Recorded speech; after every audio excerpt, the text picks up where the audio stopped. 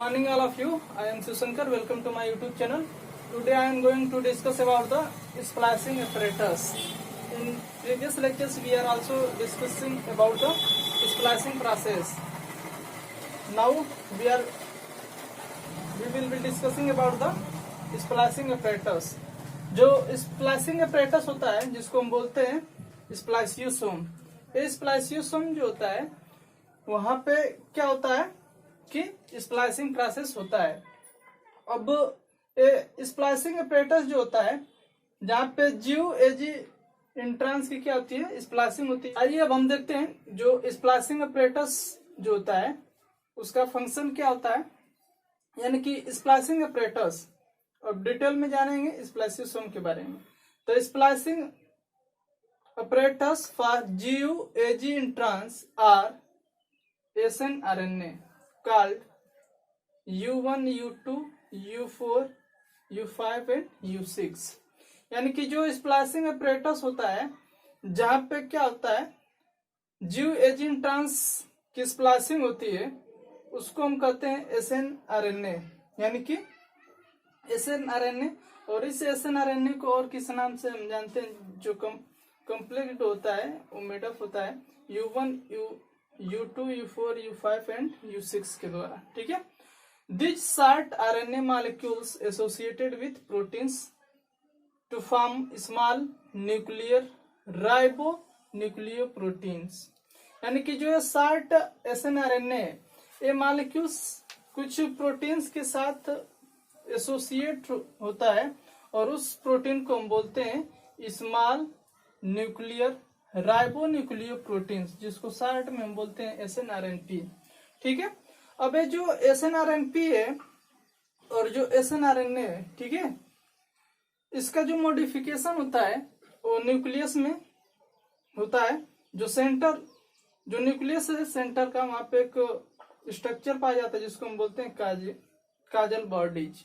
यानी कि Cajal bodies within the nucleus are the centre of post transcriptional modification of SNRNA and SNRNP.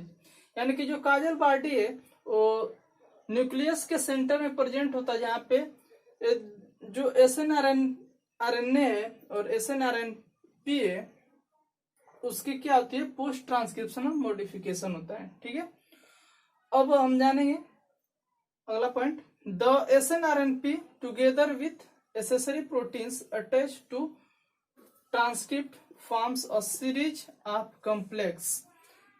यानी कि जो SNRNP है यानी कि स्मॉल न्यूक्लियर राइबोन्यूक्लियो प्रोटीन्स ये कुछ प्रोटीन्स एसेसरी प्रोटीन्स के साथ कंबाइंड होके कॉम्प्लेक्स का फॉर्मेशन करता है. एटलिस्ट क्या होता है स्प्लाइसियोसोम का क्या होता है फॉर्मेशन होता है. स्प्लाइसियोसोम फॉर्म्ड होता है जो स्ट्रक्चरली क्या होता है स्प्लाइसिंग अपरेटस होता है.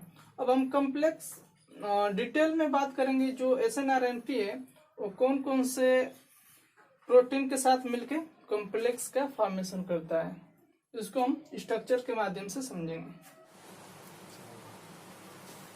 आइए अब हम बात करेंगे जो SNRNP होता है वो उसके असेंबलिंग के बारे में. ठीक है. और कैसे स्प्लाइसियोसोम का फॉर्मेशन करता है और कैसे स्प्लाइसिंग प्रोसेस होती है. ठीक है. तो यहाँ पे देख सकते हैं आप कि जो SNRNP था, ठीक है, SNRNA जो था उसको हम कहते थे SNRNA को उसको U1, U2, U4, U5 and U6 ये भी हम कहते थे. अब ये जो इसका असेंबलिंग है SNRNA का ये जो है ये प्री mRNA पे जो 5 प्राइम स्प्लाइसिंग साइट है ये क्या है 5 प्राइम. यहाँ पे आप देख सकते हैं ये 5 प्राइम क्या है स्प्लाइसिंग साइट है. स्प्लाइसिंग साइट इस पे क्या होगा कि जो U1 है, ठीक है, ये क्या होता है आके बाइंड होता है और यहाँ से क्या होता है कि जो स्प्लाइसिंग इनिशिएशन है वो स्टार्ट हो जाती है. ठीक है. अब यहाँ पे देखेंगे जो 3 प्राइम इंड है, जहाँ पे 3 प्राइम इंड के साइड क्या होता है, 3 प्राइम स्प्लाइस साइड पाया जाता है, स्प्लाइसिंग साइड। अब इस साइड पे क्या होता है कि एक ब्रांचिंग साइड है, ठीक है, जहाँ पे एडेनिन सीक्वेंस होता है, इसको हम बोलते हैं ब्रांच बाइंडिंग प्रोटीन साइड, ठीक है। यहाँ पे क्या होता है कि जो स्प्लाइसिंग फैक्टर है, ठीक है, ये आके बाइंड होता है, यहाँ पे आप देख सकते हैं, ठीक है। अब यहाँ से प्रोसेस जो है इनिशिएशन यानी स्प्लाइसिंग की स्टार्ट हो जाती है। दूसरे स्टेप में क्या होता है कि जो U2 फैक्टर है इसमें, ठीक है, एसन स्मॉल न्यूक्लियर राइबोन्यूक्लियोप्रोटीन, जो दूसरा फैक्टर है जिसको हम बोलते हैं U2, ठीक है। ये क्या होता है कि अब बाइंड होगा ब्रांच बाइंडिंग प्रोटीन साइड पे, ठीक है। और यहाँ पे आप देख सकते हैं कि जो ब्रांच बाइंडिंग प्रोटीन है वो रिलीज हो रही है, ठीक है। सेकेंड स्टेप में देखिए यहाँ पे 5 प्राइम है और यहाँ पे क्या है 3 प्राइम है। ये जो दूसरा फैक्टर है, ये 5 प्राइम स्प्लाइसिंग जो साइट है यहाँ पे इसकी तरफ मूव करता है। जब ये मूव करेगा और वहां पे U1 और U2 जो फैक्टर्स हैं ये दोनों आके बाइंड होंगे जिस साइड 5 प्राइम स्प्लाइस साइड पे, स्प्लाइसिंग साइड पे, ठीक है। तो फॉर्मेशन होगा ए कॉम्प्लेक्स का। किसका फॉर्मेशन होगा? ए कॉम्प्लेक्स का। और इस टाइम जो है U2 यानी कि जो स्प्लाइसिंग फैक्टर था वो क्या हो रहा है, रिलीज हो जा रहा है, ठीक है। अब अगला जो स्टेप है इसमें देखिए, जब U1 और U2 जब 5 प्राइम स्प्लाइस साइड पे बाइंड हुए हैं, यहाँ पे क्या होगा कि U6, U4 एंड U5 ये तीनों जो SN RNP, ठीक है, कि जो असेंबलिंग है ये क्या होंगे 5 प्राइम पे जब बाइंड होंगे तो फॉर्म्ड ये जो ए कॉम्प्लेक्स था ये कन्वर्ट हो जाता है B1 कॉम्प्लेक्स में, और इसी B1 कॉम्प्लेक्स को हम बोलते हैं स्प्लाइसियोसोम, ठीक है। अब आप स्प्लाइसियोसोम, और जो ए कॉम्प्लेक्स होता है इसी को हम बोलते हैं प्री स्प्लाइसियोसोम, ठीक है। एक कौन सा कॉम्प्लेक्स था? प्री स्प्लाइसियोसोम का फॉर्मेशन था। अब जैसे ही क्या होता है कि U6, U4 और U5 यहाँ पे बाइंड होता है 5 प्राइम साइड पे, तो ये जो प्री स्प्लाइसियोसोम था वो कन्वर्ट होके बनाता है स्प्लाइसियोसोम, ठीक है। यहाँ पे आप देख सकते हैं फिगर में U1, U6, U4, U5 और U2 जो है 5 प्राइम स्प्लाइस साइड पे बाइंड होते हैं और एक लूप लाइक स्ट्रक्चर का फॉर्मेशन हो रहा है जिसको लेरियाट हम लूप भी बोलते हैं, ठीक है। और यहाँ पे देखिए 3 प्राइम स्प्लाइस साइट है, ठीक है, ये 3 प्राइम स्प्लाइसिंग साइट है, स्प्लाइसिंग। और ये जो दोनों एग्जाम्स है, ठीक है, एग्जाम फर्स्ट और एग्जाम सेकेंड, एग्जाम सेकेंड है और एग्जाम फर्स्ट था, और इसके बीच में जो सीक्वेंस है ये पूरा ये था इंट्रांस, ठीक है। अब जैसे क्या होगा लेरियाट स्ट्रक्चर का फॉर्मेशन होता है, जो U1 असेंबलिंग होता है SNRNP का, ये क्या हो जाता है, रिमूव होता है और पूरा लेरियाट स्ट्रक्चर यहाँ पे देख सकते हैं फॉर्म होता है। इसके बाद क्या होगा, जो B1 कॉम्प्लेक्स है क्या होगा, यहाँ से जैसे ही B1 कॉम्प्लेक्स में से यानी कि स्प्लाइसियोसोम में से U1 जो है रिमूव होगा, तो ये जो B1 कॉम्प्लेक्स था कन्वर्ट हो जाता है B2 कॉम्प्लेक्स में, ठीक है। ये किस में कन्वर्ट हो जाएगा?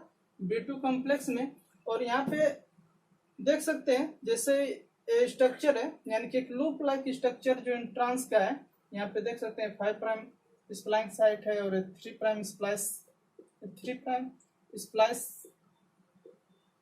स्प्लाइसिंग साइट है, ठीक है, और 5 प्राइम स्प्लाइसिंग साइट है,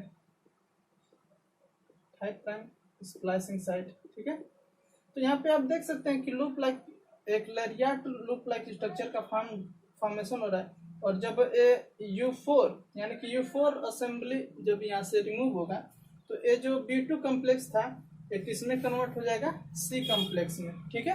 और यहाँ से जो लैरिएट स्ट्रक्चर है पूरा आप देख सकते हैं, जो स्प्लाइसियोसोम का फॉर्मेशन है ये क्या करता है कि वो साइट होता है जहाँ पे जो इंट्रांस की स्प्लाइसिंग हो रही है, ठीक है, 5 प्राइम और 3 प्राइम। और ऐसे क्या हुआ कि जो इंट्रांस है, इंट्रांस पूरा का पूरा आप देख सकते हैं कि इंट्रांस जो था वो क्या हो गया है, रिमूव हो गया लैरिएट स्ट्रक्चर में, ठीक है। और यहाँ पे जो एग्जाम्स दोनों थे, जो एग्जाम फर्स्ट और एग्जाम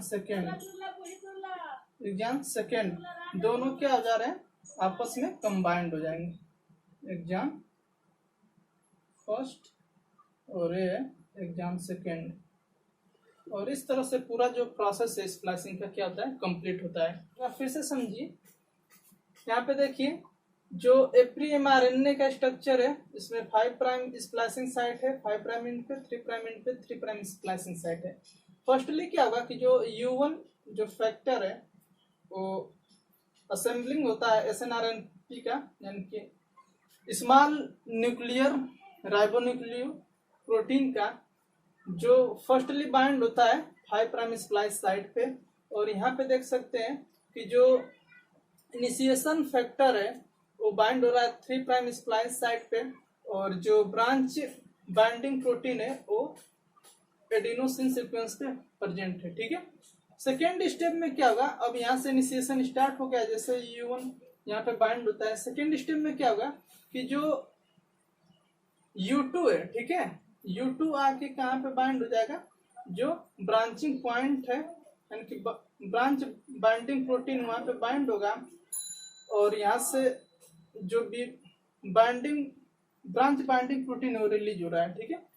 अब ये जो ई कम्प्लेक्स था, ठीक है, यानी ई कम्प्लेक्स इनिशिएशन स्प्लाइसिंग स्टार्ट हो गया, ई कम्प्लेक्स अब कन्वर्ट हो जाता है किसमें, एक कम्प्लेक्स में, जिसको हम बोलते हैं प्री स्प्लाइसियोसोम, ठीक है। अब क्या होगा कि जो U2 फैक्टर है मूव करता है 5 प्राइम स्प्लाइस साइट की तरफ, और U1 और U2 जब कंबाइंड होते हैं तो इसके साथ साथ फिर क्या होता है कि 5 प्राइम पॉइंट पे क्या होता है कि U6, U4 और U5 एक कम्प्लेक्स जो होते हैं ये 5 प्राइम पे कंबाइंड होते हैं, और इसी समय जो U2 AF फैक्टर है वो रिलीज होता है। ये जो प्री स्प्लाइसियोसोम था वो कन्वर्ट होता है, यानी कि ये कम्प्लेक्स था जो कन्वर्ट हो जाएगा B1 कम्प्लेक्स में, जिसको हम बोलेंगे स्प्लाइसियोसोम। अब यहाँ पे स्प्लाइसियोसोम का फॉर्मेशन हो चुका है, यहाँ पे क्या होगा कि इंट्रांस की स्प्लाइसिंग होगी। अब देखिए थर्ड स्टेप में क्या हो रहा है कि जो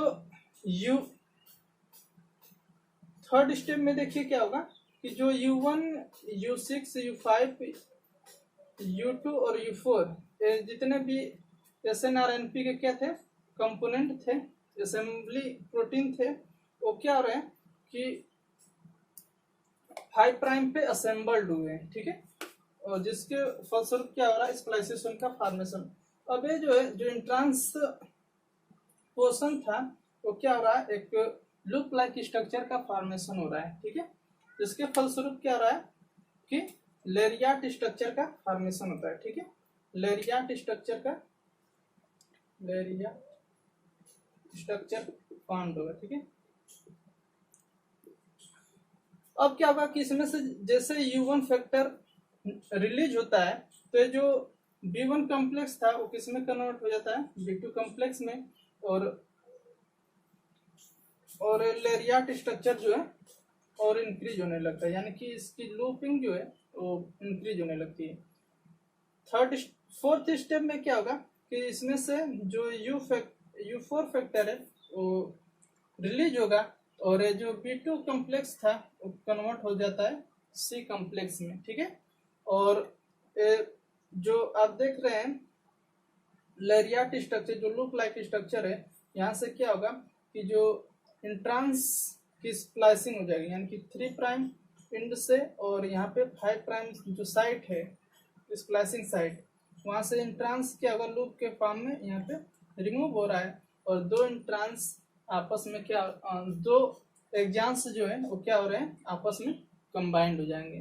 तो ये था all about process of assembly या SNRNP और उसके फैक्टर्स और कॉम्प्लेक्स के बारे में। अगर आपको वीडियो पसंद आए तो कमेंट में जरूर बताएं। कोई भी टॉपिक में डाउट हो या कंफ्यूजन हो वो भी कमेंट में बताएं। अगला टॉपिक है हमारा टाइप्स ऑफ RNA स्प्लाइसिंग के बारे में। Thank you. कर दिए।